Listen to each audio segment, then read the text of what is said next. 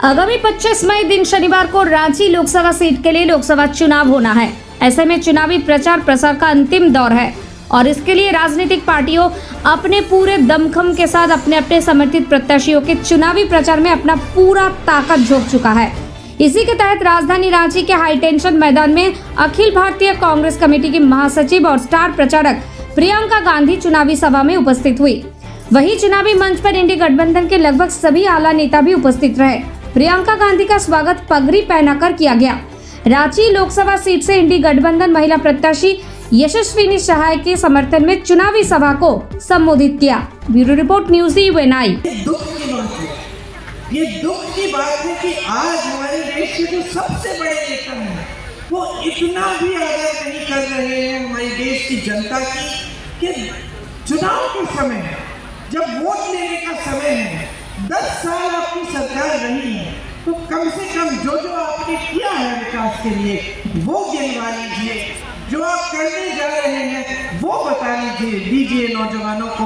और जो सबसे बड़े संकट है जनता के, महंगाई, बेरोजगारी, इनके बारे में बात तो करिए।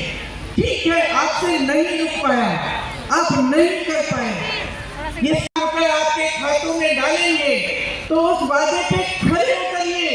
यही जनता की मांग है। जनता और कुछ नहीं चाहती। जनता चाहती है कि नेता सच्चा हो, ईमानदारी से काम करे, जनता की जो समस्याएं है उसकी बात करें, उनको सुलझाए। कुछ इतना बड़ा नहीं मांग रही है जनता आपसे, लेकिन इस पर भी मोदी जी खड़े नहीं उतर सकते। उनके हर वादे को देखिए, एक वादा नहीं रखा उन्होंने। सिर्फ चुनाव आने के समय धर्म की बातें, यही मंगलसूत्र की बातें, यही भैंस चुराने वाली बातें। तो क्या है फिर हमें? तो जनता क्या बेवकूफ है? आप बताइए, क्या समझते हैं? आप नौजवान हैं, वोट डालने जाएंगे, सुन रही हैं ध्यान से मेरी बातें। आप बताइए, आपको क्या चाहिए? आप किसान हैं तो आप खेती से कमाई नहीं कर पा रहे हैं क्योंकि हर चीज पे GST है, पेट्रोल डीजल महंगा हो चुका है, हर तरफ से संकट ही संकट है। मिडिल क्लास के हैं तो ये नहीं है कि आपका जीवन भी बड़े आराम से चल रहा है। बेरोजगारी, महंगाई का खूब इफेक्ट आपके जीवन पे भी है, आप भी आगे नहीं बढ़ पा रहे हैं। और जितने बड़े बड़े संस्थान थे, जितने सरकारी बात ये है कि यही संविधान आपको सारे अधिकार देता है, आपको वोट का अधिकार देता है, आवाज उठाने का अधिकार देता है, आंदोलन करने का अधिकार देता है, भोजन का अधिकार देता है, शिक्षा का अधिकार देता है, आरक्षण का अधिकार देता है, आपको बचा कर रखता है और इस लोकतंत्र को बचा कर रखता है। कल अगर लोकतंत्र ही नहीं बचेगा तो जब आपके लिए कोई संघर्ष या कोई संकट आपके जीवन में आता है, आप आवाज कैसे उठाओगे? जब आपको कुछ बदलाव चाहिए तो आप उस बदलाव को लाएंगे कैसे? आज बड़ी बड़ी समस्याएं हैं जनता के सामने। सबसे बड़ी समस्या है महंगाई और बेरोजगारी। आप मेरे साथ सहमत है कि नहीं? क्या ये सबसे बड़ी समस्याएं हैं आज की, है कि नहीं? ये सबसे बड़ी समस्याएं हैं। आज बेरोजगारी चरम पर है।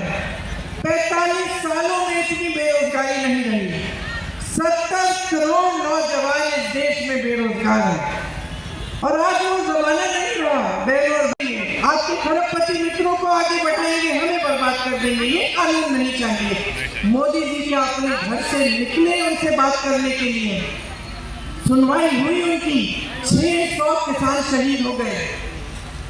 6 किसानों को जीप के नीचे कुचल दिया इनके मंत्री के बेटे ने। मोदी जी ने एक लफ्ज नहीं कहा, पलक नहीं झपकाई। यही है हमारे देश के प्रधानमंत्री।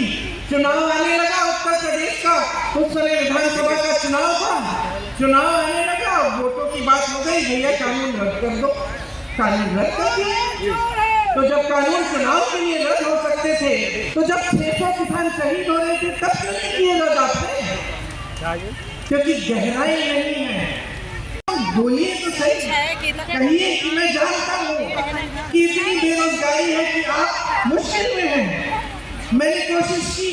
मैं कोशिश करूंगा, इतना तो कह दीजिए, लेकिन इतना भी नहीं कहते। वो भैंसों की बात कर रहे हैं, मंगलसूत्र को चुराने की बात कर रहे हैं।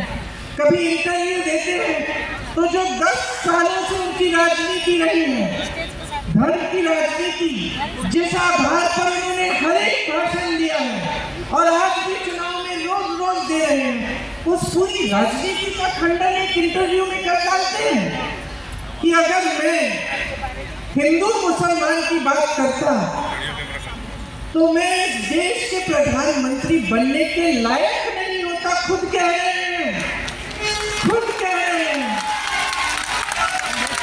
तो इसका मतलब क्या है बहनों और भाइयों? इसका मतलब है कि जो राजनीति आपने की जीवन भर, जो आपकी विचारधारा रही है, जिस आधार पर आप 2 चुनाव जीत कर आए हैं, उसका आपने खंडन कर दिया, उसको आपने एक इंटरव्यू में नकार दिया, तो आप उस पर ही नहीं खड़े हो पा रहे हैं, तो अपने बातों पे क्या खड़े होंगे? जो आपका आधार है उस पर तो खड़े हो जाइए। राहुल गांधी जी अपने आधार पर शुरू से खड़े हैं। 4000 किलोमीटर की यात्रा पैदल कन्याकुमारी से कश्मीर तक करते हैं, मणिपुर से मुंबई तक 4000 किलोमीटर और करते हैं, क्योंकि वो अपने आधार पर खड़े हैं। वो इस देश की लोकतंत्र को मानते हैं, वो इस देश के संविधान के लिए कुछ भी कर डालेंगे इसको बचाने के लिए, और वो पहचानते हैं कि लोकतंत्र में जनता सर्वोपरि है, जनता को झूठ नहीं बोला जाता,